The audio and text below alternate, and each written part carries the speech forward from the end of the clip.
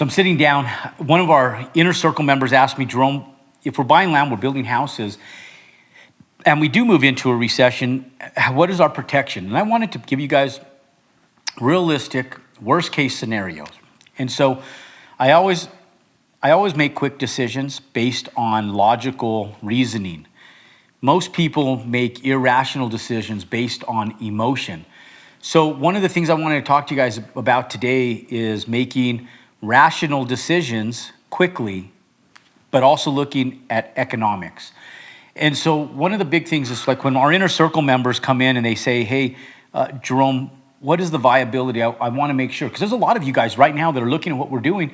And from a standpoint as an outsider looking in, when I say outsider, not like an outsider, like you're an outsider, because you're an insider to us. An outsider to the industry that has never been a part of building houses before, been in construction, saying, okay, Jerome, because I'm scared, right? And one thing I know about everybody watching this video right now that has never built before is you're sitting back going, Jerome, can I make money doing this? Can I make money? Like not me as in me, but like you being you, say, can I make money doing this? And I sit back and I tell you guys, yes, but there is a business model you have to follow. A lot of times, and for those of you guys who've been following our content for a long time, a very small amount of this will be redundant, but there's some great information I'm about to give you guys. But you've heard some of this before.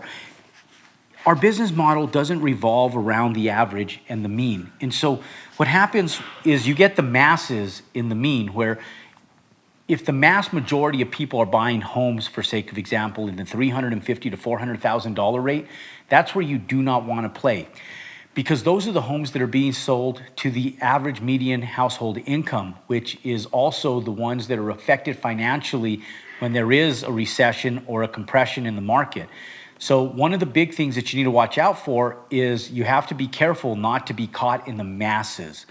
And so you also don't want to be caught all alone in the middle of a desert, right? You don't want to be the only person standing in a hot, dry desert all by yourself with no water and be stranded out there, right? So you don't want to be too extreme, but you don't want to be to the other extreme. You don't want to be with the masses, but you don't want to be alone either. So you want to be just above the masses. And how do you get above the masses? Well, if most people, the average median home is $400,000, you got to push over that. And so now I'm going to use this as an example because our homes were selling for about $600,000 2 years ago. Now, if you take the natural appreciation of single-family home values today based on where they were 2 years ago to where they inflated today, it's about 21%. So if you do that, that's just over $750,000, just slightly over. So you're taking the same $600,000 house that's now priced at $750,000, but it does cost us more today to build it than it did before. So as a builder, I was able to build that house for about $120 a square foot. Now, for most people, and I was actually able to build it for about $115 a square foot, and that's a nice home. Most people are going to be about $140 a square foot if you're following the business model and are working with a general contractor that's doing a cost plus model. Now, bid model, you could pay over $200 a square foot, hands down, to a general contractor. They're going to siphon all your profits out of it, and you'll be left with nothing.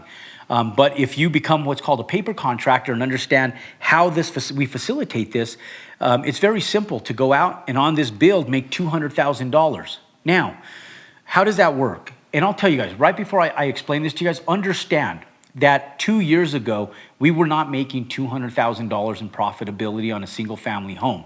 Very rare. In fact, for over 25 plus years that we've been building single family homes, I can count on one hand out of over 300 homes that we've built, how many of them I've made over $200,000 on. Our business model really reflected on a profitability that sat someplace between $130,000 and $150,000 in profitability, and really closer to about $130,000 to $135,000. That was like our mean. That was our average of profitability on every single family home over the last decade. Prior to a decade ago, it was about $100,000 to $110,000 in profit. So when I first started building, our profitability was between 90 and 100. So over the course of time, as home values have went up and appreciations went up, our profits have went from about 90 to about 95 to 100 to 110. Then they jumped to about 125 to 135 $1,000 in profitability. And now with all this appreciation, it's the first time we've seen on the same asset class profitabilities in the $200,000. Now, some of you guys are sitting down saying, okay, Jerome, how does that work? Now, understand, I'm going to underwrite this deal for current times, meaning there will be, ladies and gentlemen, a recession. And I'm going to exercise this and reverse engineer these numbers to help you better understand what the worst case scenario can potentially be if we reverse inflation 2 years prior and we just go back to the same values that we saw 2 years ago, but taking into account that the inflation stays right where it is. Now, I will tell you guys, as profitability and there's a compression in the market, it's to control inflation. So typically, inflationary values drop, which means your cost to build will also drop again too. Now, but let's take it on worst case scenario. Let's say that there's a recession and we get pushed back 20% on home values, but let's say that inflationary values on build costs stay exactly the same as they are today. That's the worst case scenario, right?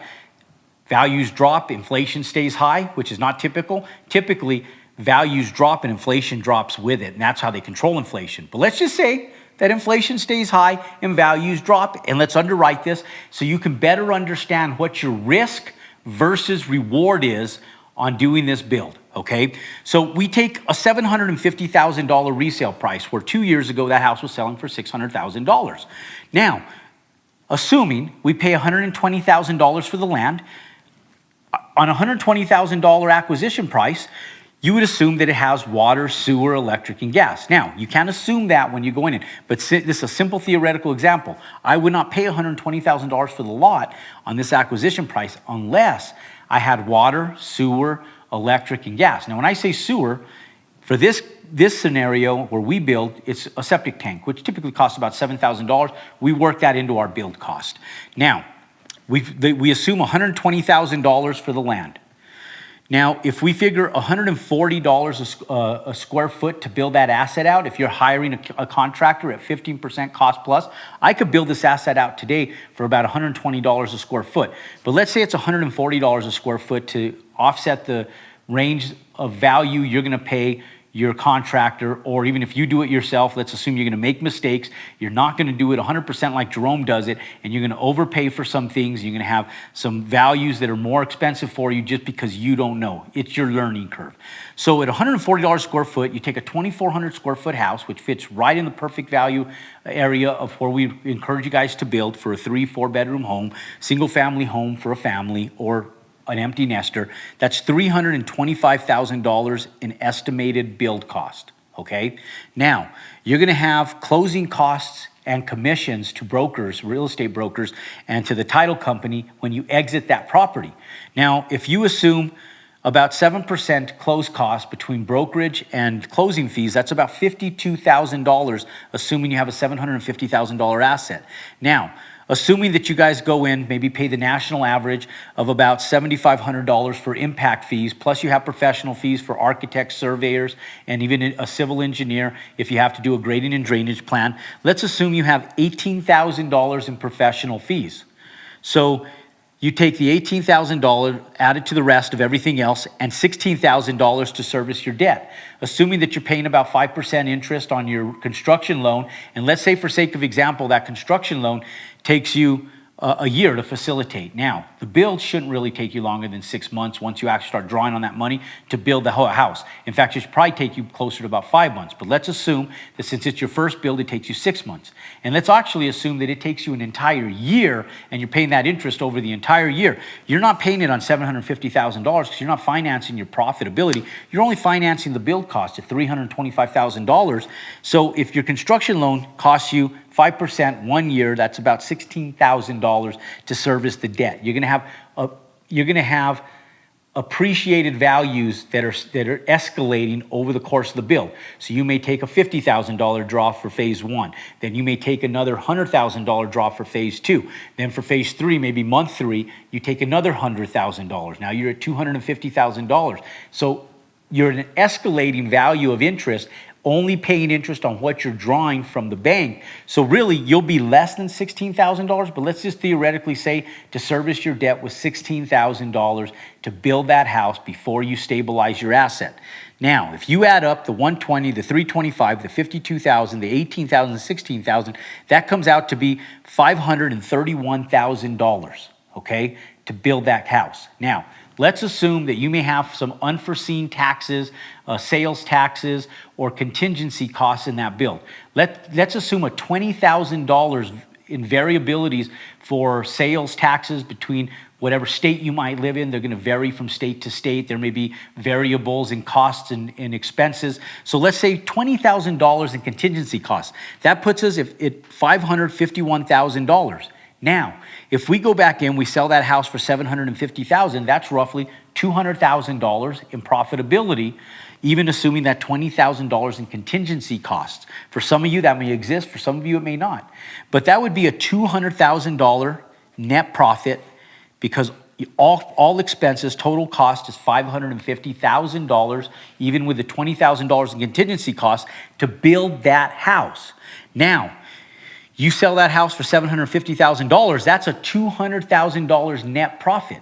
So if we go out and we compress the market by 20%, assuming that there is no depreciated values in all of the inflationary products that we're seeing in the marketplace, including lumber, building materials, electrical materials, plumbing materials, all of that stuff. That means that you would take a $150,000 reduction in profitability, which means that you still have a $50,000 profit, even if we reverse all of the house valuations that have went up over 20% in the last 2 years. If we expel all of that and we just go back 2 years and stay inflated, worst case scenario, profitability, $50,000. Ladies and gentlemen, that's why I love buying land and building houses, because my risk versus reward is still there. Now, I don't want to make $50,000. I'd much rather make $200,000. But I'll tell you, I'd much rather make $50,000 than losing $50,000 or losing $100,000 or losing all of it plus my credit by going bankrupt or having to foreclose on one of my projects. This is a perfect theoretical example of what happened to us in 2008 because we saw numbers like that. We saw depreciation, and it wasn't even this bad. We were only building out $400,000 houses back in 2008. Those houses, we were averaging about $100,000 to $110,000 profit, and we still made $40,000 profits on the two worst sales we ever made right in the heat of the recession.